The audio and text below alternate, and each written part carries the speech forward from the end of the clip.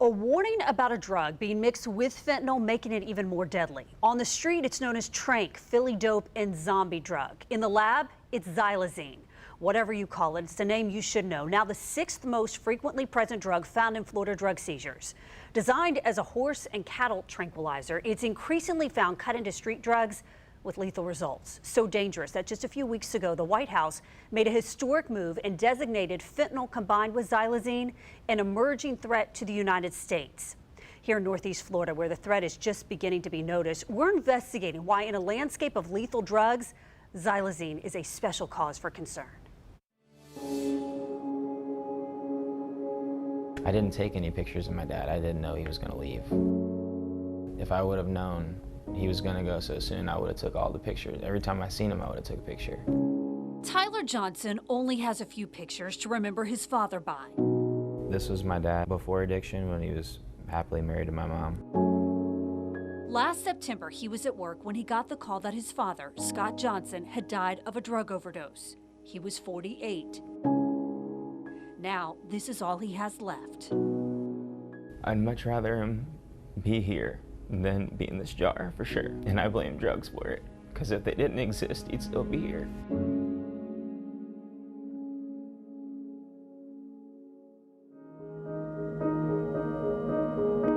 I didn't know anything about Xylazine. I didn't even know it existed until you told me. It wasn't until we showed Johnson the medical examiner's report that he learned the deadly drug cocktail that killed his dad. It makes me pretty mad. As if fentanyl wasn't bad enough, now there's another one out there that's killing people. Johnson's death was ruled accidental due to toxic levels of fentanyl and Xylazine. According to records we obtained from the medical examiner's office, since 2019, more than 140 people have died from Xylazine in combination with fentanyl and often other drugs too. And Xylazine showed up in toxicology reports of 315 people in total.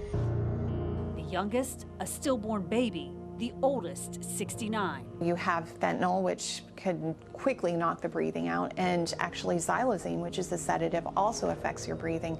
The two together is kind of like a perfect storm. While Narcan can often revive patients who overdose on heroin or fentanyl, addiction psychiatrist Dr. Lanty Jornby says it doesn't work on Xylazine because it's a sedative, not an opioid.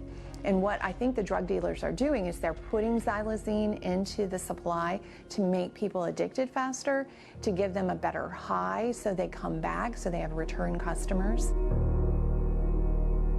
The corrosive effects go beyond addiction and the risk of death. Tranq injections can create deep, festering wounds. That's kind of one of the hallmarks of Xylazine. If you are using Xylazine, you're injecting it, a lot of people develop burns or what look like burns and infections in their skin. Sometimes they need amputations. It gets that bad.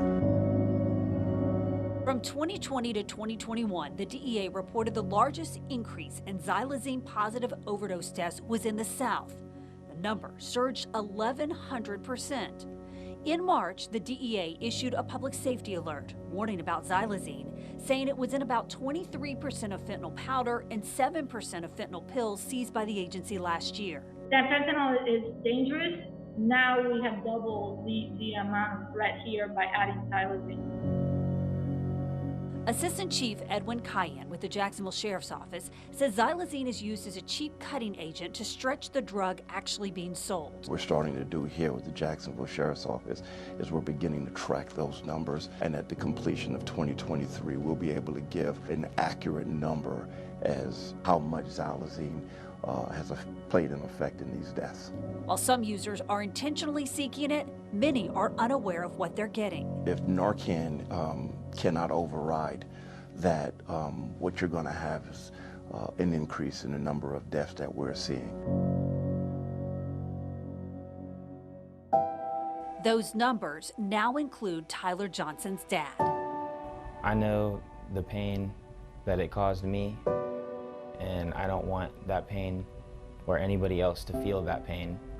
If I can help it, if I can help raise awareness or change somebody's mind that's selling the stuff, then that's what I want to do.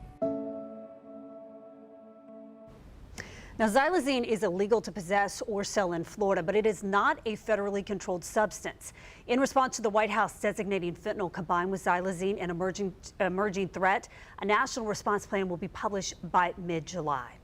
And if you have a drug poisoning emergency, you can call the Florida Poison Control Center's helpline, 1-800-222-1222. If the person's not breathing, if they're unconscious or having a seizure, call 911.